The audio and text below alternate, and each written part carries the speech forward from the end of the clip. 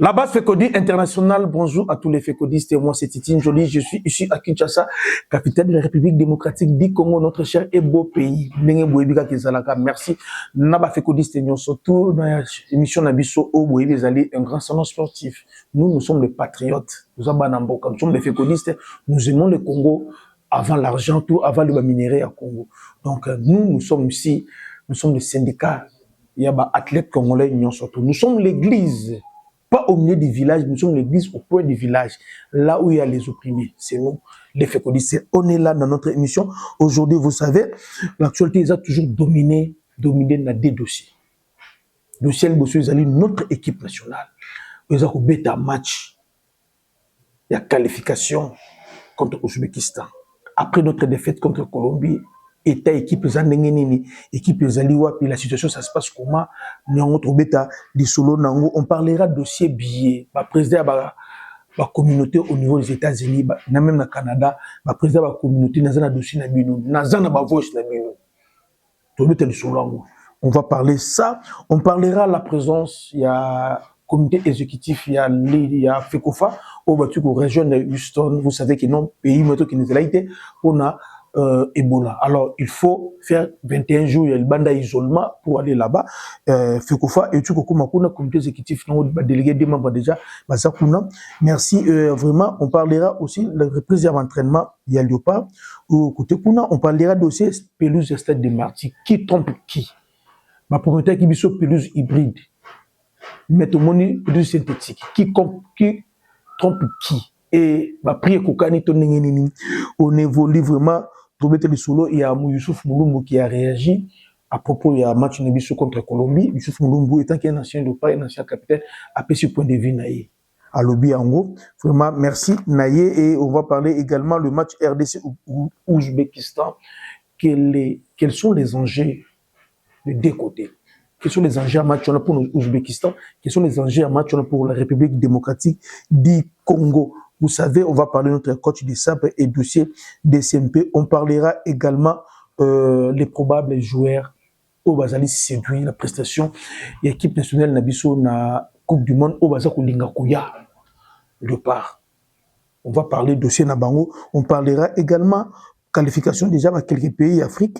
Vous avez déjà qualifié pour le deuxième tour et dossier DCMP. Merci. Bana Fekodi, Maman Maïsou, Napesio, Boutesi Gozali, Sylvestre Mouyaya. Depuis les États-Unis, Napesio, Bambote, vraiment, je reste ma vie au Canada.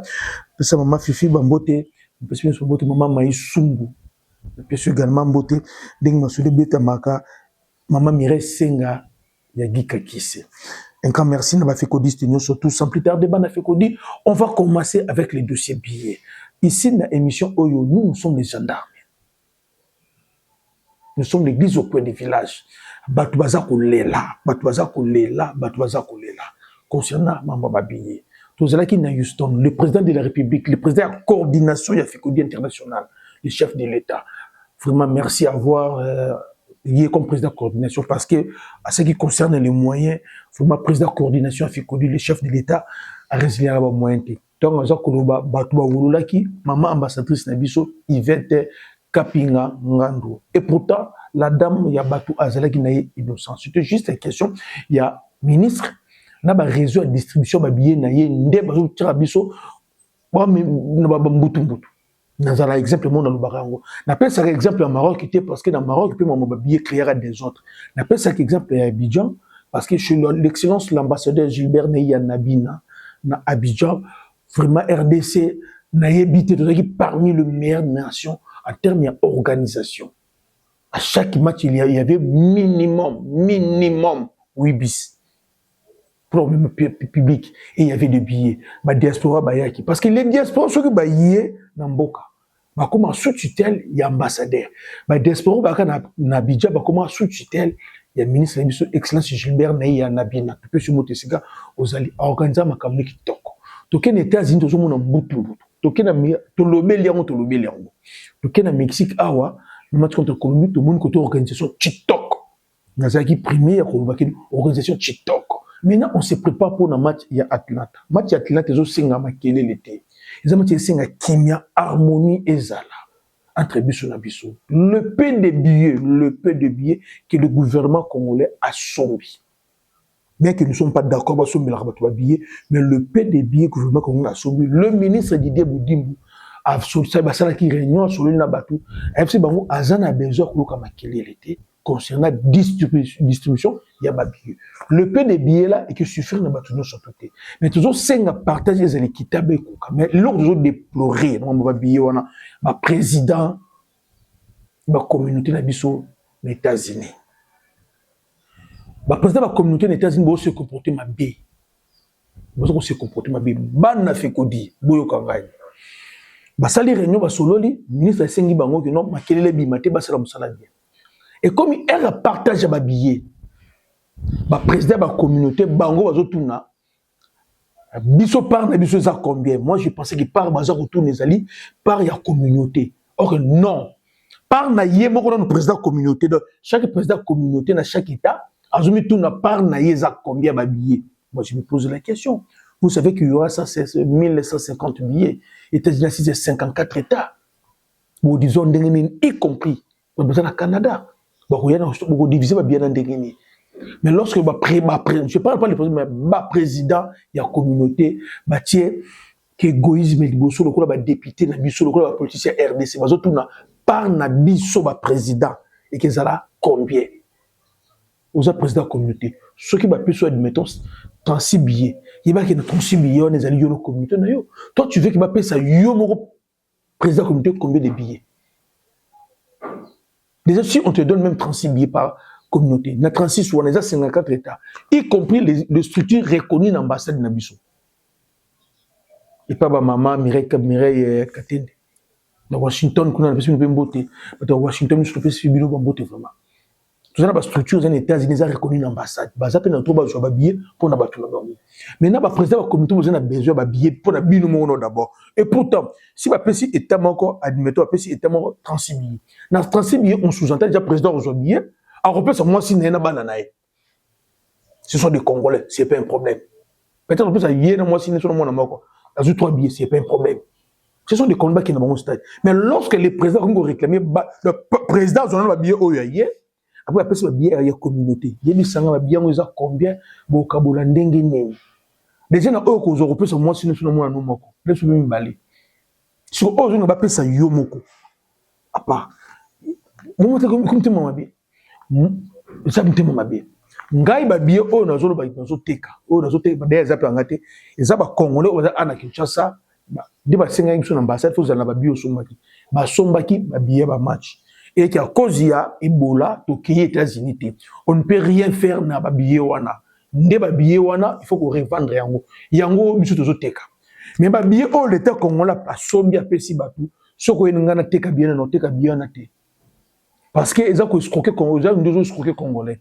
Congolais di mbongi bi banque centrale pas somba bien.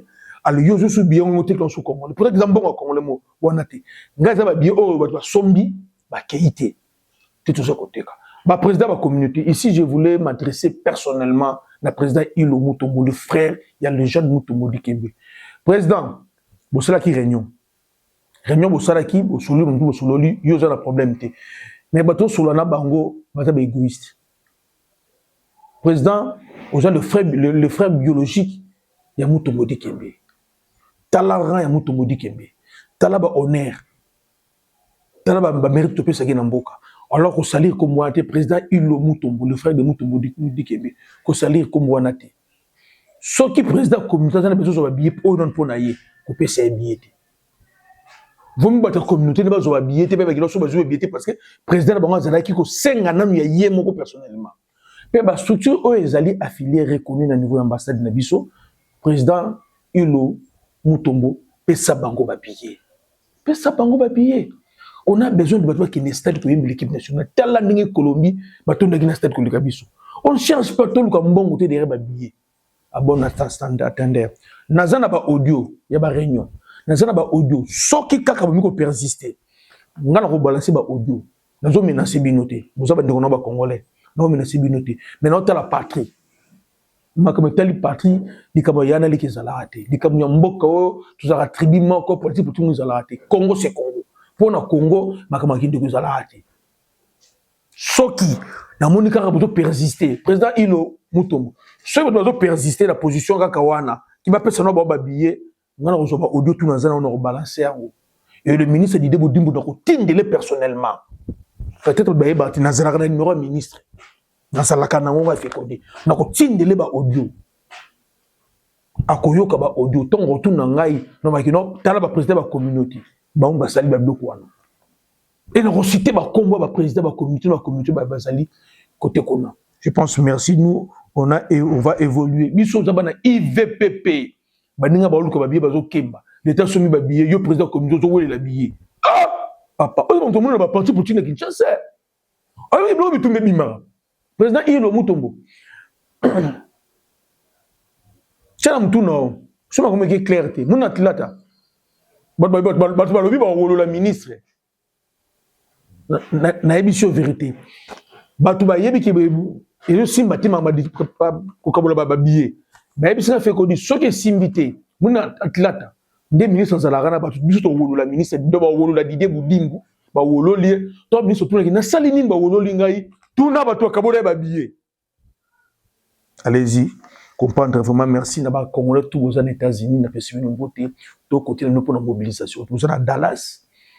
Bino tout papa fidèle to côté na bino ma prof Laurent aux États-Unis na pression beauté to côté na bino toujours côté na ba opinion surtout maman Christina Ndibe Georges Kasereka coach ya ba Mester Ngalo na Lyon na pression également beauté na bossa ni bino te ba to linga fiko boza ebele bino nyo surtout ba junior elumu na pression beauté ba Mani Mazingi na pression bino ba beauté boza ebele ba Didier Six mona lemba au niveau Canada.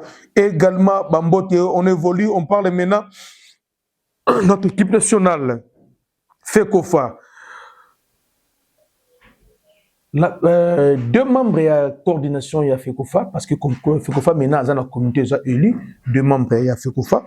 Deuxième vice-président, M. Amadou Diaby. Et quatrième vice-président, Madame Singa Boyenge, Maza, déjà présent à Houston, Baye. Pour moraliser, pour tchaba petit esprit, pour solola la Djogo et le coach de Sabre lui-même a présenté qu'il va membre de ce comité de gestion, il a fait Kofa, n'a pas joué vraiment Bayama qui va besoin d'une image et c'est les bisous qui toquent en présence d'Abango parce qu'on se dise quand même la vérité, une équipe nationale qui joue une compétition de la Coupe du Monde sans être basala appuyé ou accompagné dans la délégation de la fédération d'Abango, ça fait mal. Ils ont le bloc de l'Obakate, mais faut vous comprendre. Bana ba beta qui sa ba papa na bango.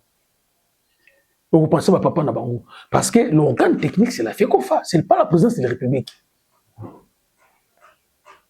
Donc les enfants étaient privés de leur papa, de leurs parents et maintenant papa yekuna Amadou Diaby na deuxième vice-président, je pense que makama kitoko que le présidence de bango kuna qui motivé sous bana côté kuna signalons qui passe a été vraiment félicité par le président Amadou Diaby et na madame Singa Boyenge. Vraiment, merci. On évolue non léopard. Bana Fekodi. Après notre défaite avec l'équipe colombienne, notre équipe nationale, le programme Nengezalaki, il fallait quitter Mexique. Donc, quitter Mexique, comment qu'il fallait pas comme 10h ou 12h à Houston pour le paiement, à 17h à l'entraînement. Là, c'était hier. Mais tant que vous avez à l'aéroport, vous avez 4 heures de temps à l'aéroport. L'équipe entière, y compris les journalistes, les Christian Moussakoueno, Moutoutou, qui a Guadalajara, dans l'aéroport, contrôle sanitaire. Anzambe Boloyo. Et Boloyo, équipe Mobimba, contrôle sanitaire. Encore Mundele, mais Bissimiro. Nous sommes ces blocs de GTR. Gamou tout le monde, tu n'as pas de la France. Pour la quota, Nebisho, Batianga Bakis na Mabokwe, Batalanga tension, Balde qui s'en est loko moko boye, Nasala boye, Sotia, Mima, Balingi a teba mon fièvre matité, Balingi a tamta consolati. Sur le coup, à la France, Basalinga Bongo. Et bon, sur les États-Unis, Nebisino, équipe, y compris ma coach, surtout, Ils ont passé plusieurs heures à niveau immigration pour le contrôle sanitaire. Donc,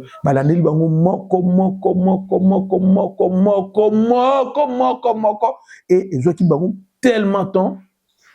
Ils ont tellement de temps. Et ça, si tu as un hôtel, il n'y avait pas moyen qu'il soit entraînement. Parce que l'entraînement, c'était prévu à 16h15. À 16h15. À 16h15, on est toujours en aéroport. Il était pas le aéroport, il y a fatigué, il faut aller et ça que l'équipe et qui n'est que s'entraîner les sous-soutés. Comment l'équipe n'est que s'entraîner les sous-soutés, l'entraînement à lobby est annulé. Faut qu'il y a sanitaire, déplacement dans Mexique, entraînement est annulé. Mais aujourd'hui, notre équipe commence les entraînements, la préparation physique dans la salle.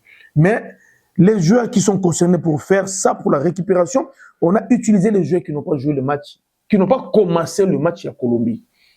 Le 11 de départ, comme vous le savez, tout avez Lionel Passi, comme Steve Kapwadi, tout avez Chancel Mbemba, Nato Nzembe, Maswaku, Bisaka, Mutusami, Noah Sadiki, Mukaou, Edo Kaembe, Wissa, et Bakabu, Bango Bazalaki, na repos. Et le reste, l'équipe de la salle, pour nous, la musculation, il y a un programme, il y a l'élo vraiment. Côté Kuna, vraiment merci. Et je sais qu'il y a entamé moral, il y a un joueur. Il y a entamé moral, il y a un joueur. Bonne chance, il y a un joueur. Tous à la motiver. Côté Kuna. Quatrième point, on va parler aujourd'hui du dossier Stade des Martyrs. On a fait qu'on dit, le ministre Didier Boudimbo, après, on va changer pelouse. On va changer la télé. Après, papa va changer pelouse. Tout le monde sait, il y a des preuves. On va changer pelouse hybride. Tout le monde sait, on va changer pelouse hybride. À ma grande surprise, on va changer ici pelouse synthétique. Est-ce que vous avez compris? Tout le monde sait, y compris les joueurs. Nous, on avait préféré hybride au gazon naturel. Raison pour ce qu'on a gazon naturel à 35 gazolate Gebeba Noki. Alors, comme Gebeba Noki, on dit qu'il est non hybride pour faciliter nos joueurs. Tous nos joueurs, on va mettre en léopard. L'équipe n'a bango, ils ont un joueur qui a plus synthétique. Bango, tout va mettre en gazon naturel, tout va plus hybride. Nous avons plus synthétique à Zalarate. Et mon bimina qui est l'état pour la pelouse hybride. Va poser les missions pelouse oué. Ba zone c'est synthétique. Qui trompe qui?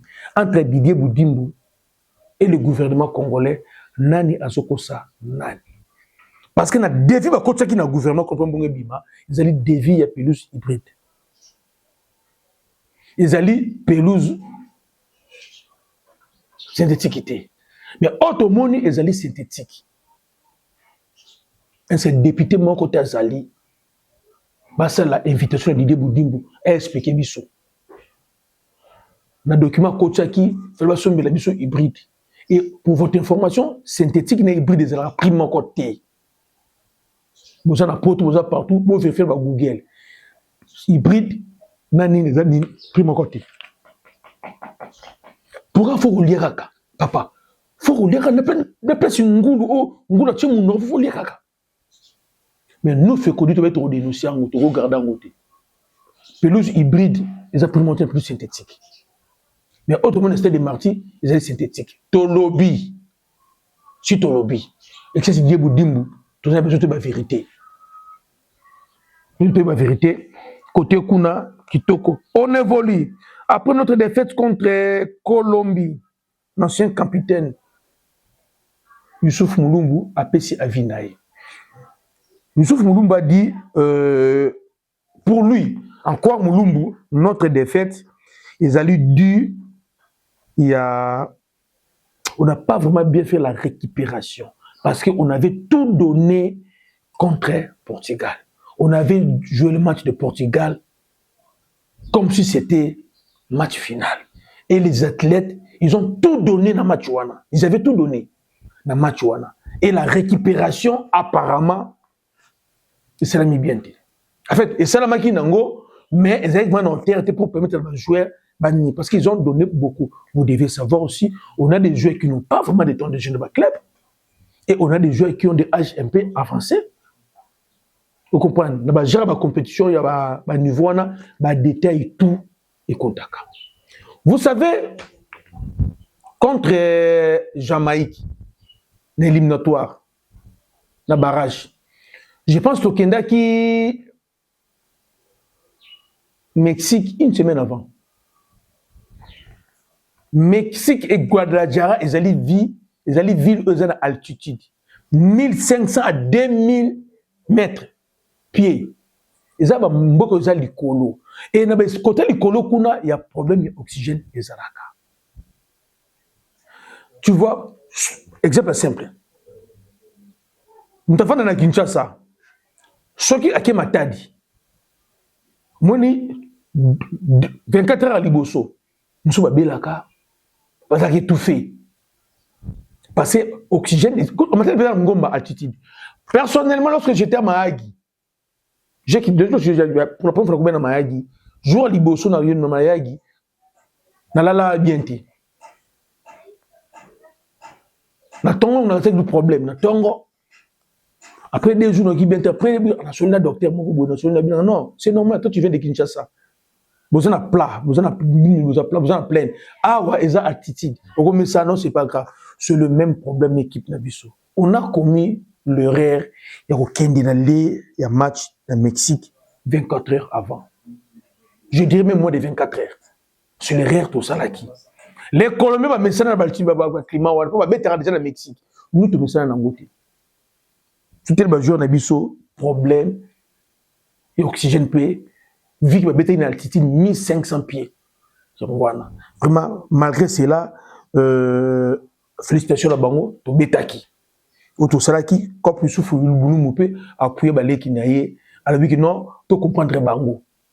Match à Portugal, bah Betaki vraiment, bah Betaki, mais tu comprendre Bango. Tous les cas, RDC Ouzbékistan, l'émission match wana, papa, vous avez résidé. Sambwa vareza blé aux en angoté vous peut-être va faire ça blé biso tout va faire ça blé moi tomber à domicile ba Ouzbek basé belé aux États-Unis beaucoup ça m'a été papa to yebi total démographie dans les États-Unis na biso ceux qui déjà dans Dallas tu dois penser à 80 000 tu n'as pas texte ba bon papa stade du wana ndenge za bongo faut toujours 5%. Faut tonne de sa stade du wana. Mais quels sont les enjeux ya match wana? Ba enjeux za nini pour la match wana. Côté Ouzbek, nous sommes ba pile Ouzbek, on doit Michael Jackson. Côté Ouzbékistan, l'enjeu est qui l'équipe Ouzbek bazana obligé par bazana posa ba sauver honneur. L'équipe Ouzbek a besoin de sauver honneur. Donc pour Nabango, on a besoin de fils qui est match nul. Comme si le Kibi, on a une fils qui a 1 point. Donc leur première victoire. Les gens pensent que comme déjà ils ont éliminé, ils ont lutté, ils ont sabi nos papa. Ouzbékistan, match on a un enjeu de valeur pour naïe. Azapen a besoin de marquer histoire. Net surtout qui n'est qui toluka bien libo surtout genre. Donc il n'a toluka 1 point. Vous avez 1 point. Surtout Luka, victoire. Tout appelle victoire. Bango peut bazako Luka, bako tana histoire. Vous comprenez? Bazako Luka 1 point, bazako Luka peut 3 points. Ndenge mon abisso. Donc match oyo bako CDT. Donc bête là bon. De l'autre côté, équipe nationale de la République démocratique du Congo, biso tozo Luka siko qualification. Donc nous sommes au-delà, il y a victoire. Luka qualification. Parce que la qualification, c'est au-delà. On peut gagner, mais go le virage lié. Kabasele. On peut gagner, bon, carton rouge, carton jaune, joueur qui est beau mieux. Bah, les règlement. Nous, Luka, non seulement victoire, mais Luka qualification. Bah, moi, bah, Luka victoire. Ton match nul. Mais nous, Luka match nul, Luka ne victoire. Luka victoire, paix qualification. Mais je pense, le match avec victoire puis qualification, ils ont le match où il faut qu'on marque les buts. Donc ça veut dire que le match sera ouvert. faut que tu aies intensité dans le match et il faut que vous soyez décisif pour écrire l'histoire. Donc, ici, on commence avec les coachs des sables. Coach, il faut affongola équipe. Coach, on coque que jamais qu'on mette 3-5D, 5-3D contre l'Ouzbékistan. On est Simbate. Coach, fongola équipe. Mettez biso bloc médiane. Bloc mal sous-souté. Pourquoi je dis bloc médiane? Bloc médiane, l'avantage est que tu se défendre, mais tu as plus de cas d'adversaire. Ce que je dis, c'est que bloc, coach, wana kutu ko. Au moins, le président est le meilleur coach du monde. Et ça, pour le Moko, mon joueur, ce qui me fait que tu as le président Fatigue, alors, c'est le meilleur coach du monde. Or, il y a mon chomboté. Ok, ne wapi. Fatigue n'a jamais pas osé la qualification RDC. Ce que je sais sur les erreurs, nous sommes les erreurs. Alors, il y a mon chomboté. 4 contrats. Coach, Betsabisu équipe. Composé sur équipe Oyo et Kezala offensif. Mais défensivement, tous à la peu près. Défensivement, tous à la peu près. Mais on doit être plus offensif. Intensité dans le match. Agressivité. Mais sur décisif. On doit travailler les poteaux. Nous devons travailler les poteaux. Dans le match. Pas comme Colombie. Tu as match aussi magaraté. Nana Zakuto. Avant de n'a pas la bivier.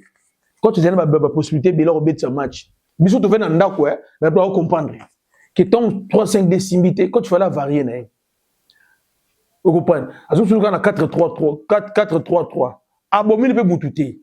On a proposé qui, dans 4-3-3, pour Nzembe, il a dit comment le petit Capois de Yakim Mpanzi, nous sommes à Mathieu Dukolo.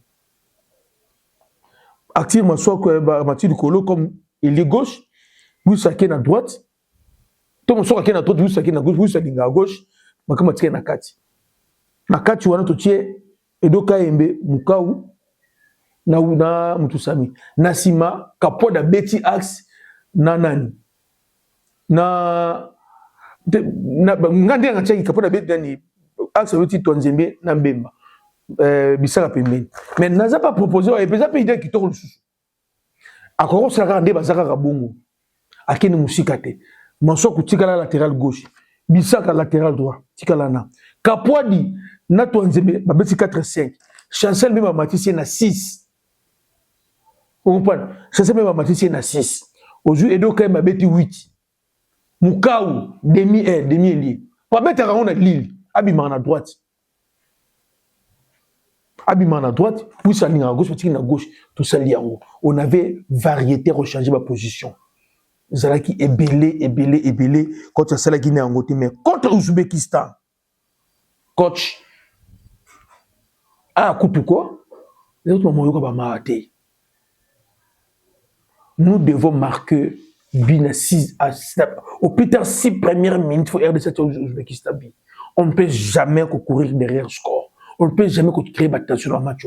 Nous tous, nous avons vu comment l'équipe ouzbék joue. Une équipe fragile. Coach, composer équipe bien, donc de côté qu'on a estimé parce que toujours la qualification. Ils sont à la fécondité. On va tirer ça. Nous peut profiter pour nous moutonner surtout. Ma bolongo za nasi. Bata pe valon, boki na pe valon. Bata maman bikoudi, boki maman bikoudi. Bata li vulu, ngomba, bomata. Bata nzela mai, bomata. Bata catholique, kintoadi. Les 5 derniers jours, nous voyons Kimbangiste, l'église des réveils, Bokende, Bissopé Batou, le prophète Dominique Conde pour l'église Loba. Bokende. Moutou na moutou, à quel point ça sambelaka. Tout le club pas, victoire. Et ça jeté, et ça match à cause de la nilité, et ça li match pé, et reçoit narraté. Tout le club pas, victoire. Mobilisation, il faut et ça là partout. Mobilisation. On évolue. Vous savez que Coach des Sabres a totalisé 50 matchs avec la République démocratique du Congo. 50 matchs. Félicitations, coach.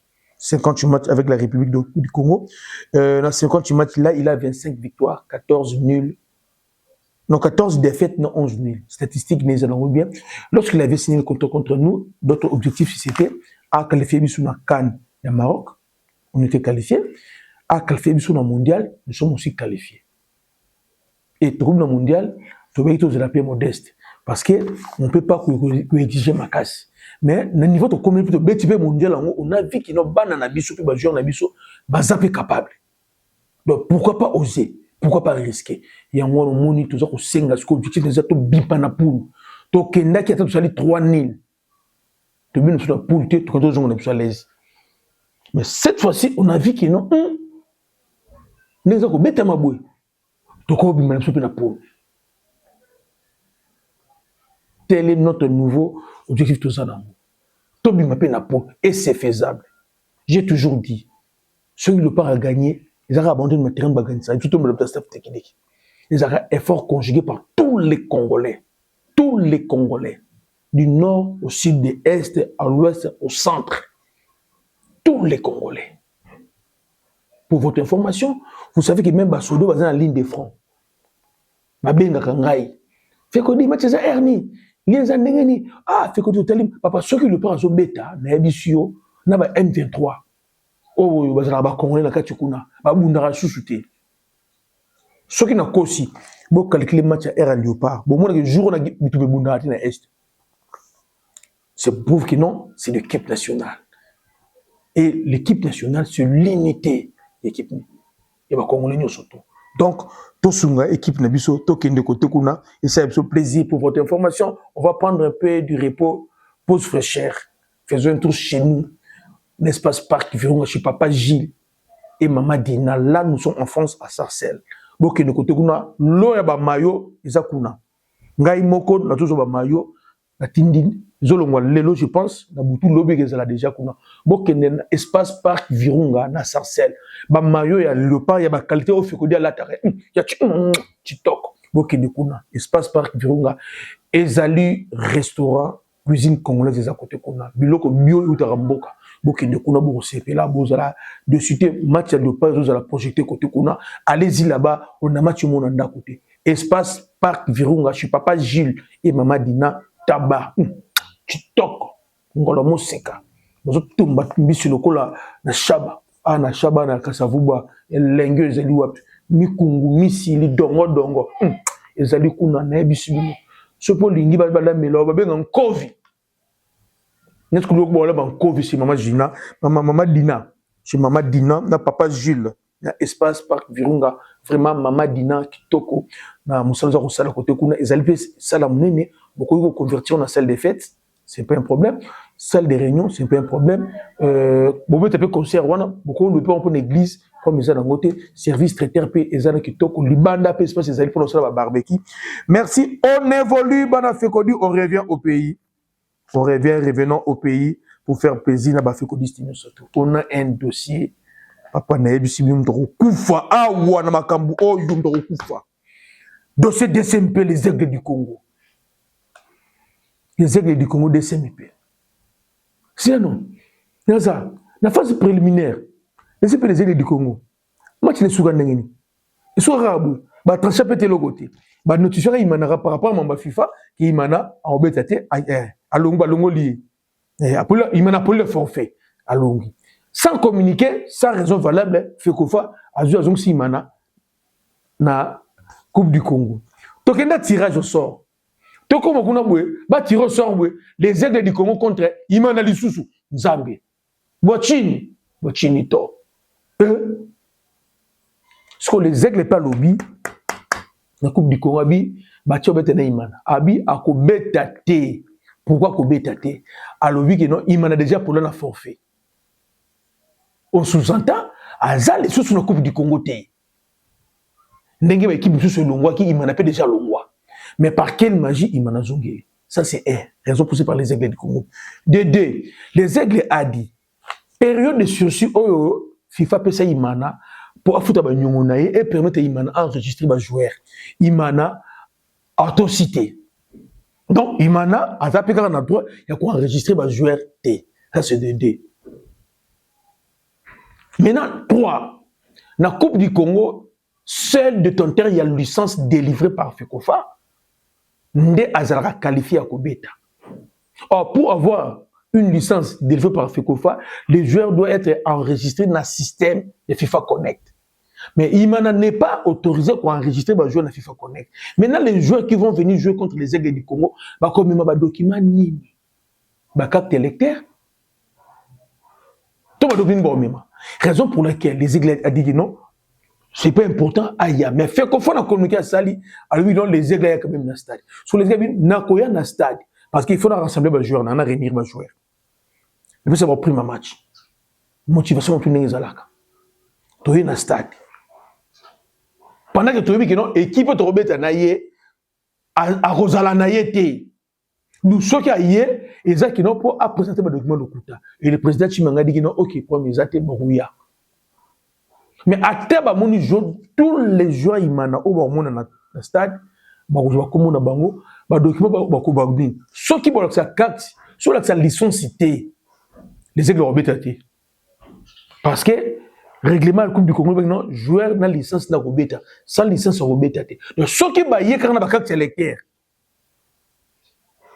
To bébé ba passeport expire le coup mon fond na tout wana, les aigles bien Robeta. Parce que aux dernières nouvelles, la FIFA n'a nous a libéré Imanaté pour enregistrer les joueurs. C'est ça le vrai problème. De l'autre côté, Banadora Matiti Mabe, balobi qui est acharnement contre Imana. Moi, je me pose la question, Banadora. Les aigles, c'est l'acharnement sportif contre Imana. Ah, Banadora!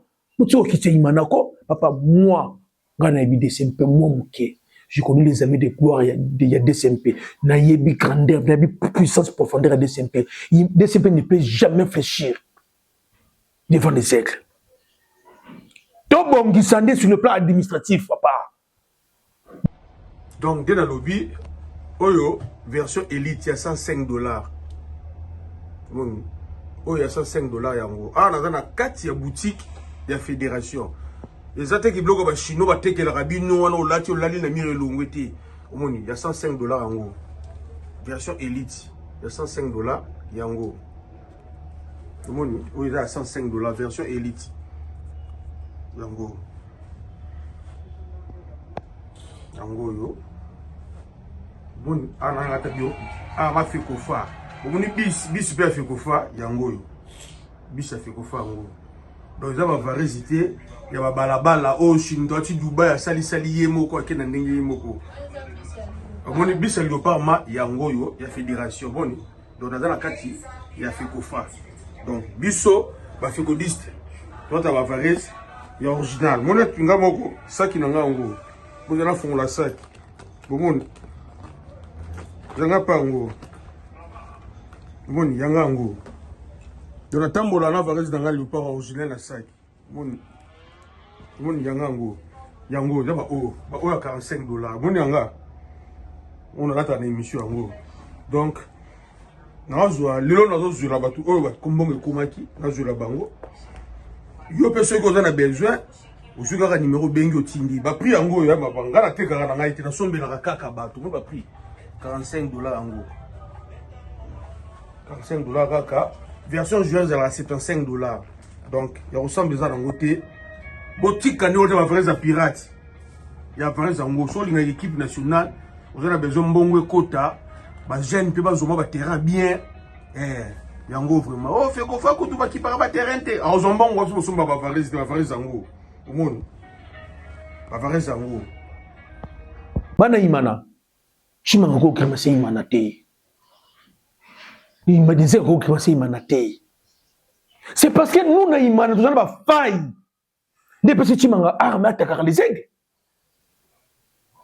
Ceux qui va jouer va enregistré. Les aigles comme on dit Imana comme on dit les aigles. Donc les aigles tout le monde font dans Imana comme on là. Vous trouvez ça normal? Banadora. Vous trouvez ça normal? Les aigles combien d'années? Vous savez combien d'années l'équipe le va s'apatra? Et ça dans le stade. L'équipe le va à son frère. Et ça dans le stade. Ba goudi. Équipe Cosmos, Cosmos, il y a Yolo. Même champion de Kinshasa. Le PF King. Paulino. Style du Congo, il y a président Dadou. Ça, combien d'années dans la division d'élite? Mais jamais, ni Vecleb, ni Imana, ni Bilima, Bafouka Melango. Les vrais problèmes entre les aigles et Imana, ce sont le même Imanien, nous avons Imana. Bazo qui n'est pas un millionnaire. Y compris le comité de gestion, les administrateurs à DSMP.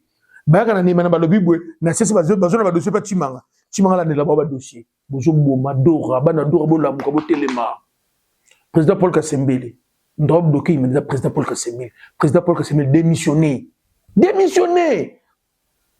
C'est comme tout ça, Imana. Non. Trop, c'est tout. De l'autre côté, Yepe Lususu. Kitenge, des managers, il y a TP Mazembe. L'intérêt de la conférence de presse nationale, il a adressé des paroles, je dirais, pas méchant, mais,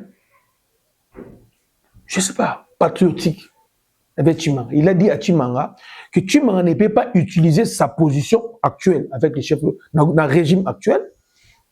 Non, pas régime, parce que le régime est défini dans la Constitution. Le régime est défini dans la Constitution. Et le président vient à l'équipe, le régime est dans la Constitution. Le président, le manager qui a dit, le président Chimanga ne peut pas profiter de la position à na pouvoir il y a Félix pour comment malmener l'équipe nous abi bango pe président bango dans la peine pouvoir le bazan en opposition bazo mona o baza ko mona alors Chimanga a quitté ko position za ngo lelo na chef de l'état pour après ko malmener l'équipe nous là c'est qui tengi qui kumba de TP Mazembe mutalobi amu ba vertu président Chimanga. Président Chimanga, quelque part, paix. Aujourd'hui, la paix trop. Quand on fait le rabat, tout. Bonjour, on a un problème. À bon entendeur, Sali. Côté Kuna, on évolue. Avec club de Kinshasa, équipe chère, à président Pierrot Mumbu, défait président Pierrot Mumbu et Youssouf Moula Ramazani, à qui que j'ai sali. À part ça, ici, Kozakuna n'a mis qu'il président Youssouf Moula Ramazani. Na pe sombote pourquoi pas banavé à surtout ici vous allez na pe siminope bambote ici vous allez partout dans le monde. Votre équipe ngana zampe ya Mikado na avec liberté na pe imaniete. Vous comprenez? On veut Guy Makobo Bag Lambert de Lyon, Guy Makobo Bag Lambert de Lyon. Na pe dans Mazembete na zampe FC Mikado nous avec papa Kengo, papa Mbosso. Papa Mikolo, on équipe na biso. Biso ta Mikado, tu vas vite na Imanate. Vecleb de Kinshasa va représenter la République démocratique du Congo dans tournoi Kurunziza Cup. Là, nous sommes à Burundi.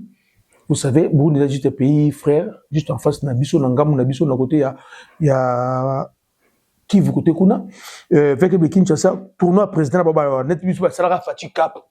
On va Kurunziza Cup na bango côté Kuna et avec le Kinshasa nous devons représenter la République démocratique du Congo côté Kuna. Merci et bonne chance côté Kuna. Vous devez savoir aussi également que dans la Coupe du Monde déjà les pays africains qui sont déjà qualifiés, on a l'Afrique du Sud qui a 4 points pour avoir na bango, Abada qui n'a 0 1 4 pour avoir na bango, il y a Maroc qui a 7 points.